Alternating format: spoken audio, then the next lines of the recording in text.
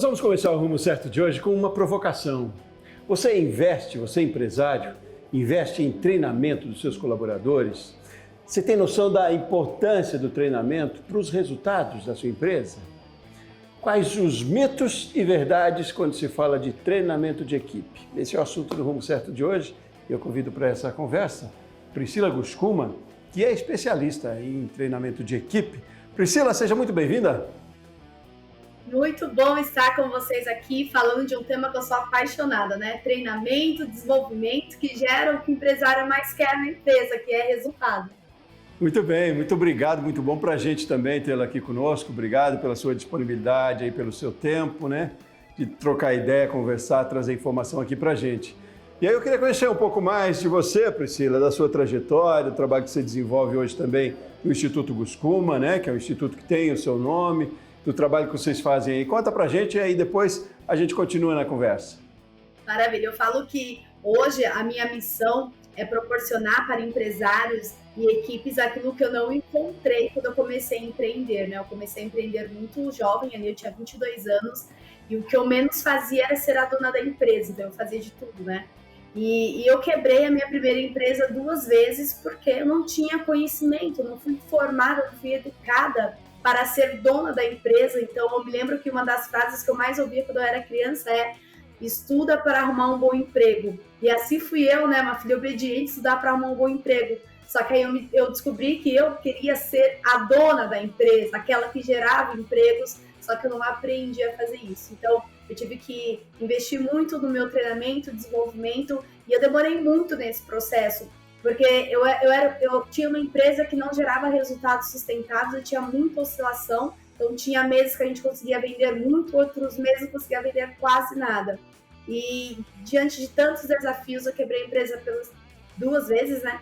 E foi na segunda vez que eu quebrei essa empresa que eu falei assim, não, eu preciso investir em mim. A minha empresa é reflexo de quem eu sou. E aí foi a minha jornada. Depois que eu passei pelo processo do autoconhecimento, de vários treinamentos, mentorias e consultorias, eu comecei a auxiliar alguns dos meus clientes que tinham a mesma dor que eu. E aí, no ano de 2015, eu comecei a me profissionalizar para ser uma mentora, para ser uma treinadora. E aí, em 2018, fundamos o Instituto Guscuma, e já foram aí mais de 37 mil pessoas treinadas e 490 empresas mentoradas na nossa metodologia dentro do nosso processo. E aí, de todos os segmentos, eu imagino, que setores que exigem mais? Hoje a gente trabalha com o segmento do varejo, que é um braço muito forte que nós temos, até porque eu fui buscar mais especializações na área do varejo. Temos também o segmento de indústria e serviços também. Então, dentro dos nossos programas de capacitação, acaba sendo muito misto ali a participação dos empresários, e o mais formidável é que não importa o segmento, as dores serão sempre as mesmas, pessoas e processos.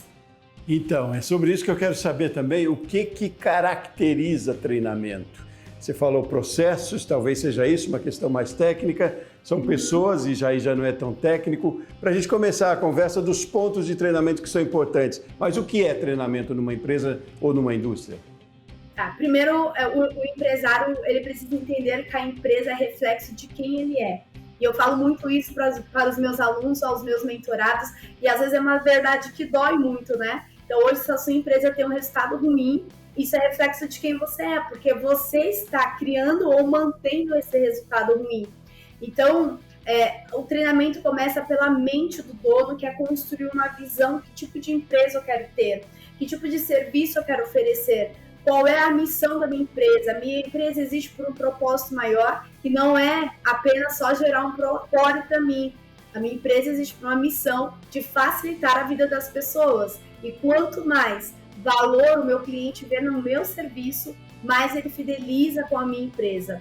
E para que tudo isso aconteça, né, para que a empresa possa viver a missão, o propósito dela, ela tem que saber onde ela quer chegar, é o que a gente fala da nossa visão de crescimento. E muitos empresários não têm uma visão.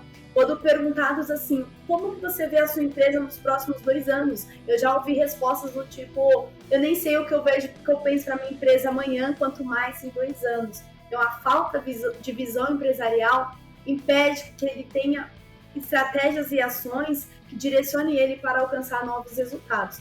Então, Quando ele tem clareza do propósito da empresa, onde ele quer chegar, ele começa a atrair as pessoas certas para o negócio dele.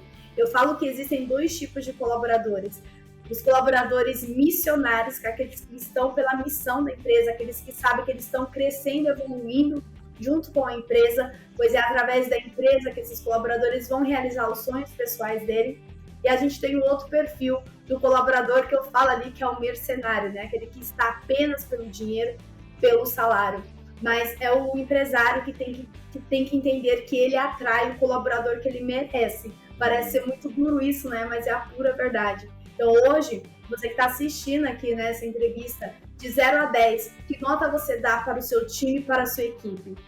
Esse é o colaborador que você merece. Se você quer ter um colaborador melhor, se você quer ter pessoas mais engajadas e motivadas, isso vai vir a partir da tua mudança de mentalidade, do tipo de empresa que você quer ter. Não, então, a grande responsabilidade nesse processo, porque precisa identificar esse propósito, é do empreendedor, né, do empregador, talvez. Mas tem responsabilidade do colaborador nesse processo também, né? Não só de aceitação, mas talvez de resiliência, outra vez de preparação, né? Porque é preciso também um preparo técnico para isso, né? Eu pergunto qual é a corresponsabilidade aí do colaborador também no processo. Eu falo, são realmente co-colaboradores, né? Co-participação. Então, o sucesso da empresa tem a co-participação do dono e do colaborador. Então, aquele colaborador que ele entende que é ali na empresa, que ele tem a possibilidade de colocar em prática os seus talentos, as suas habilidades. As empresas hoje, elas têm tantas oportunidades, porém poucas pessoas dispostas a agarrarem essas oportunidades, poucas pessoas dispostas realmente a serem proativas, a fazer mais daquilo do que é esperado. Imagine um colaborador, ele foi contratado para trabalhar no atendimento. E quando não tem cliente para atender, o que ele pode fazer por essa empresa? É isso que a gente fala da proatividade, da pessoa que tem desejo de crescimento, tem desejo de aprendizado, ele sabe que ele pode contribuir em outras áreas. E tudo aquilo que você faz pela empresa não é apenas para a empresa, você ganha muito com isso, que é o conhecimento, que é o desenvolvimento, para que você tenha a oportunidade de crescer dentro do ambiente. Então, se o colaborador sente que falta uma habilidade, ele não tem uma habilidade, sei lá, de vendas, e ele precisa desenvolver, vá buscar também capacitação em relação a isso. Na internet tem muita coisa, existem uma infinidade de possibilidades de buscar conhecimento. Se falta alguma habilidade comportamental, veja como desenvolver essa habilidade, que é, por exemplo, melhorar a comunicação, melhorar o trabalho em equipe. Veja como você pode contribuir para que o ecossistema da empresa ele seja bom para todos, né? Eu sempre falo que não tem que ser bom para o dono ou para o colaborador, tem que ser bom para a empresa. E isso é uma participação de todos fazem parte da empresa. Agora, Priscila, sendo pragmático, qual a relação dessa adesão ou desse engajamento, talvez, do colaborador no propósito, com a questão de benefício, de salários, por exemplo, que interfere também, né? É motivador também e é necessário, né? Como trabalhar o equilíbrio nisso, enquanto, entre aspas, o empregador deve exigir do colaborador e, ao mesmo tempo, reconhecer e retribuir pelo trabalho. Como é que se dá isso?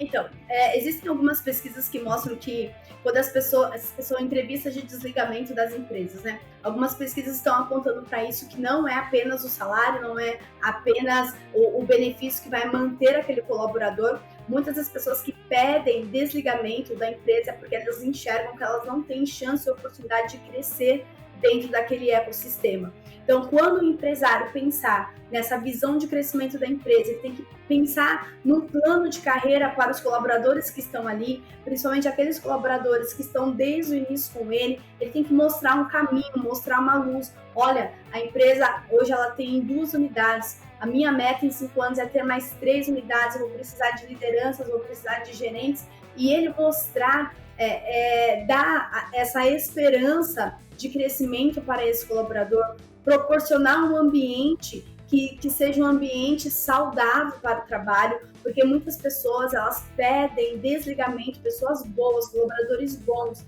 pedem desligamento das empresas porque o ambiente é tóxico, porque o ambiente é pesado. E as pessoas estão valorizando muito essa questão do equilíbrio emocional que elas querem ter, do bem-estar emocional dentro do ambiente de trabalho.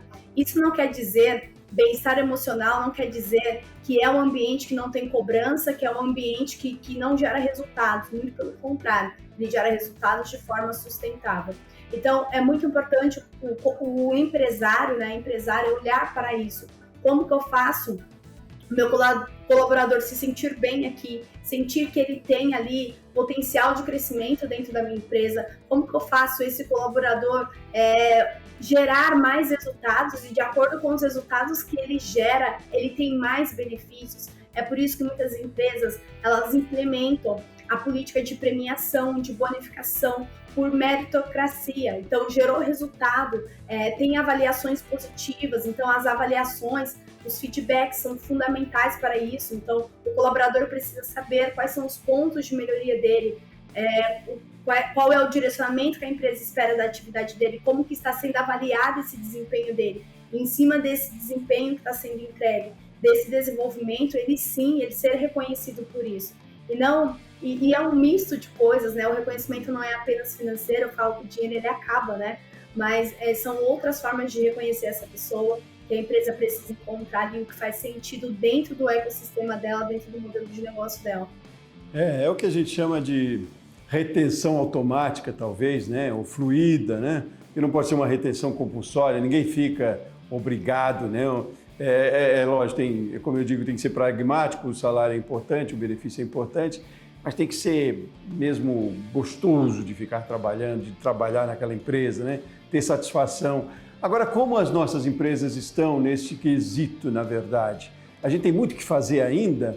Vocês têm muito trabalho, inclusive, eu digo, no trabalho de consultoria que fazem no Instituto.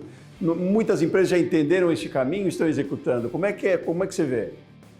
Eu sempre divido em dois momentos, né? Tem empresas que já estão na execução de planos assim, né? Tem empresas que estão se despertando para essa necessidade, então já começou a caminhar. Então, tem empresas que já estão executando, tem empresas que o dono da empresa está se despertando para essa necessidade, começou a caminhar.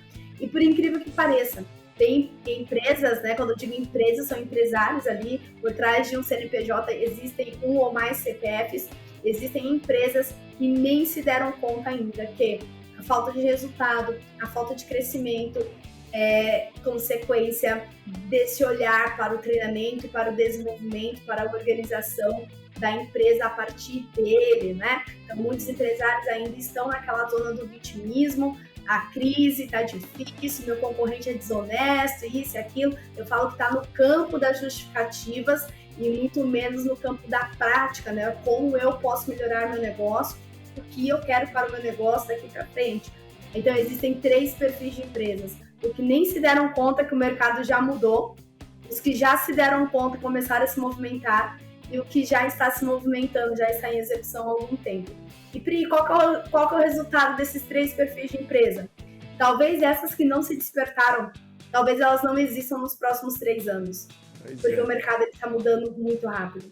Essas que já se despertaram, elas podem sim se reinventar e mudar a sua forma de fazer o business, de fazer o negócio, e aqueles que já estão executando. Eu falo que a lei de Pareto 20-80, né? São aqueles 20% ali de empresas que estão gerando 80% dos resultados, dominando 80% do mercado.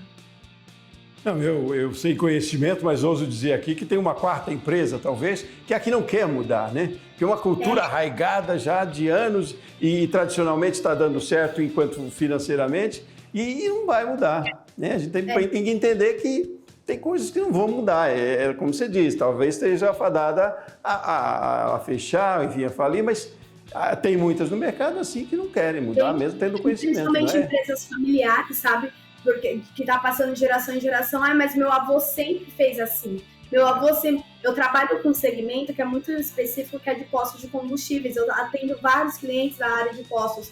E muitas empresas são de sucessão familiar. E a resistência da mudança, de entender que o consumidor mudou, que o mercado mudou, é tão grande, mas que se faz necessário. Então, aqueles realmente que não querem, não vão mudar. Uma pena. Bom, Priscila, vamos fazer um intervalo rapidinho. Eu quero entrar no próximo bloco com uma relação que você nos passou, inclusive, uma sugestão de mitos e verdades, né? Você viu que lá na abertura do programa eu falei sobre isso. Mitos e verdades sobre treinamento de equipe. O que é? Por que é tão importante? O que talvez se diz e não é tão verdade assim? Mas vamos fazer um intervalo rapidinho e a gente volta já já nessa conversa, tá bom, Priscila? Obrigada. Você de casa também, guarde com a gente aqui, Rumo Certo volta já já.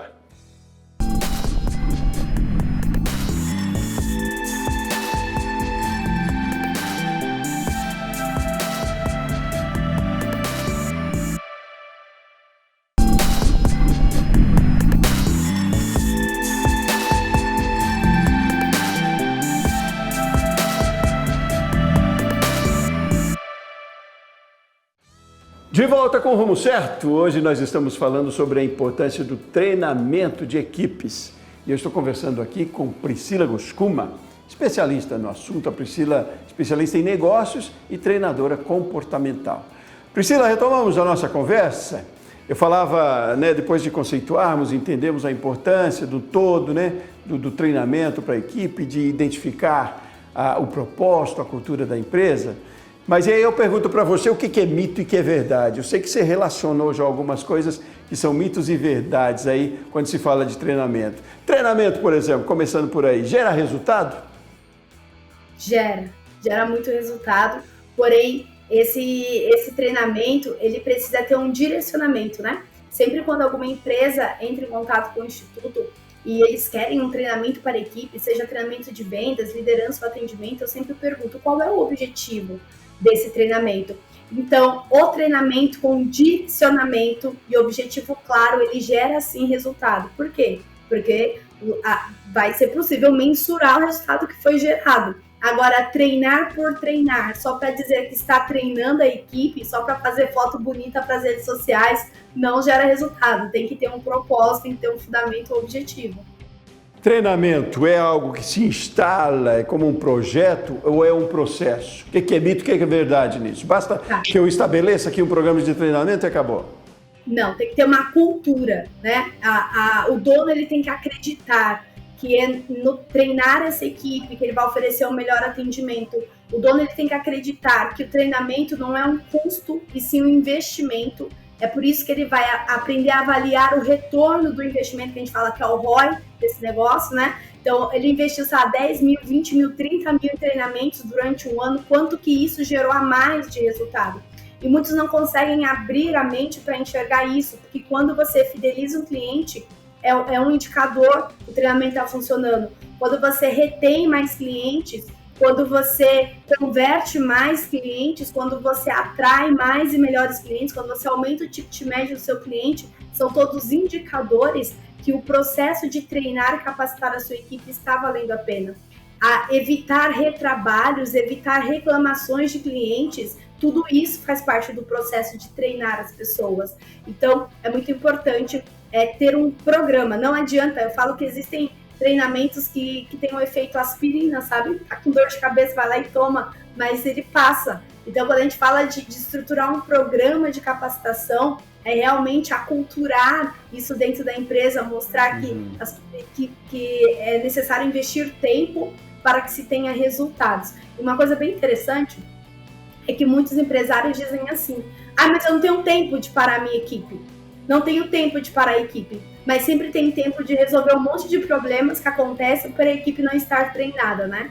Então, é entender que às vezes é melhor você parar um dia sua equipe e eles voltam muito mais ali engajados e motivados e recuperando ali, brincando esse um dia que ficou parado, entre aspas, né? Investindo na capacitação. Então, investir em treinamento é melhor do que substituir o colaborador? Verdade? É verdade, é muito mais barato, tá? É muito mais barato investir em treinamento do que a rotatividade de colaboradores. Muitas empresas ficam nessa, a pessoa não é boa, troca, a pessoa não é boa, troca. Só que tem que entender que quando você troca uma pessoa, você vai ter que investir mais tempo no processo seletivo, no processo de contratação, no tempo de experiência e treinamento dessa nova pessoa, ao invés de ter olhado para trás e assim, poxa, aquele colaborador só precisava de alguns ajustes. de uns feedbacks mais assertivos, ele precisava entender um pouco mais a parte técnica, a gente precisava ter o melhor processo para que ele entendesse ali o que a gente buscava dentro do cargo dele. Então é muito melhor, é muito mais barato treinar do que trocar. Só que muitas vezes o empresário não tem paciência para treinar as pessoas. Ele quer que as pessoas venham prontas, é por isso que fica trocando. Eu me lembro quando a gente fala sobre isso, de um cliente que uma vez, acho que foi em 2019, eu fiz uma pergunta para ele, né? Eu passei um orçamento para ele de um programa de investimento, um programa de 12 meses de investimento, para ele treinar todo o time dele. Eram mais de 100 colaboradores. Dentre esses 100, a gente tinha ali 6 cargos estratégicos que eram gerenciais. E aí esse cliente pegou e falou assim, nossa, mas o valor é muito caro. Aí eu falei assim, então vamos fazer uma conta? Você consegue puxar para mim quanto que você gastou de rescisão nos últimos 12 meses? E aí ele pegou e falou, não quero nem pensar nisso. Eu falei, pense nisso. E aí ele fez o levantamento com o RH, com o financeiro, que eles não tinham nem ideia desses números. E aí ele voltou, ele falou assim, Priscila, o seu programa está 3 vezes mais barato do que eu gastei nos últimos 12 meses, muitas vezes perdendo bons talentos dentro da minha empresa. Então, realmente é comprovado. Treinar pessoas, investir em pessoas é mais barato do que ficar trocando ao todo tempo, né? Deve-se investir em treinamento primeiro ou em processo primeiro? O que é também verdade nessa dica? O que vem primeiro, né? O ovo ou a galinha? As pessoas, primeiro eu tenho que organizar minha empresa, eu tenho que ter sistemas, para depois que tiver tudo redondinho, eu treinar as pessoas. Gente, assim, por experiência própria, treine as pessoas, porque as pessoas treinadas, engajadas, elas vão manter os processos acontecendo. São essas pessoas que vão criar os processos, que vão manter os processos, porque elas vão entender o propósito do fazer. Porque hoje, por exemplo, se chega uma consultoria numa empresa e fala, olha, a partir de agora a gente vai usar um software, uma empresa que sempre usou tudo no Excel, tudo no caderninho, a gente vai pôr um software para rodar. A primeira coisa que as pessoas vão dizer é, não, isso perde muito tempo para abrir a tela aqui, antes era só lançar assim, era só fazer assim, não vai dar certo. E é por isso que uma das dores das empresas de software na implantação é o que? A execução, porque as pessoas estão acostumadas a fazer de uma forma antiga. Então, treinar as pessoas primeiro para depois alinhar os processos. Essa a fórmula mágica. Agora, o treinamento basta que seja ali no período da contratação. Esse treinamento a gente falou que ele deve ser um processo, né? Mas o mesmo colaborador que já foi treinado, ele vai precisar ser treinado outra vez? E por quê? Sim. A gente sempre divide em alguns pilares, né? A gente fala que o primeiro treinamento é o treinamento de integração. Então, independente do cargo desse colaborador, ele passa por um processo de integração, onde ele vai entender o que é a empresa, missão, visão, valores da empresa, os departamentos da empresa, é um treinamento do onboard, né? Ele é das boas-vindas àquele colaborador. E depois o treinamento específico do cargo dele. Esse treinamento específico do cargo dele, vamos supor que a pessoa foi contratada em janeiro do ano passado. E aí essa pessoa foi contratada em janeiro do ano passado, ela ali exerceu todo o cargo dela, só que ao longo do ano muitas coisas mudaram, muitas outras formas de se fazer as coisas mudaram. Então sim, esse colaborador vai precisar passar pelo segundo estágio, que é do que? Da reciclagem. Precisa ser reciclado, porque aquilo que está bom pode melhorar, porque a meta da empresa aumenta, o mercado muda, então nós sempre vamos precisar trazer o colaborador para essa atmosfera, senão eles ficam dentro de uma bolha, achando que o que eles aprenderam lá há 2 anos atrás é a mesma coisa que se faz hoje. Só que não, o consumidor ele está cada vez mais exigente e as empresas precisam estar atentas às necessidades dos consumidores. E essa equipe precisa constantemente ser preparada para olhar para isso. Como que eu posso fazer o meu trabalho mais rápido e melhor? É interessante também viver, conhecer outras experiências, outras culturas. Eu imagino, eu estou dizendo isso aqui, puxando quase que para um conhecimento meu, ou vivência minha, né?